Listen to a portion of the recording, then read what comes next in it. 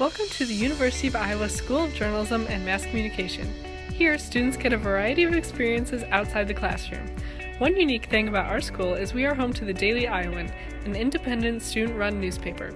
Let's hear from one of their opinion writers and SJMC student, Isabella Rosario.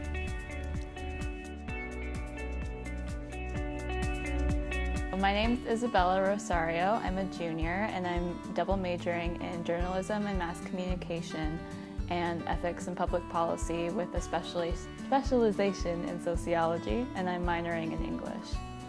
I started working at the Daily Iowan the second semester of my freshman year, and I was an opinion columnist, and then after that semester I was the opinions editor for my sophomore year.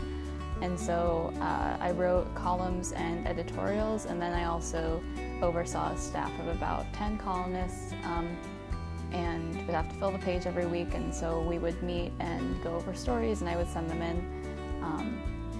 And then this year I'm just a columnist, and I'm just kind of taking a step back to work on school and other stuff. I went to opinions because even though I didn't really, I wasn't in the newspaper or yearbook at my high school, but I was always just a really opinionated kid.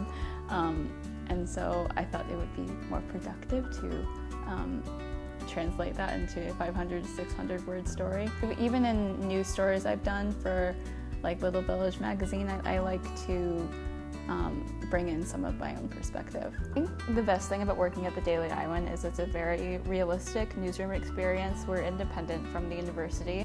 It's led by students. There's not like a teacher who's editing all of our work. You really just get a realistic experience of what it'd be like to work at a newspaper. Recently I did a project for Dysautonomia Awareness Month. Recently I was diagnosed with an autonomic nervous system disorder called postural orthostatic tachycardia syndrome. So I wrote a project about that to raise awareness for the illness, but also as a woman I felt that I was often dismissed and my complaints weren't taken seriously by doctors, and this is actually a very common experience among female patients. And it was actually our third most read story of the semester, so I'm really proud of the impact I was able to have with that story. The summer after my freshman year, I interned at KWQC TV6 News in the Quad Cities, and I quickly realized that broadcast journalism was not the trajectory I wanted to take, but I think it was still a really good experience.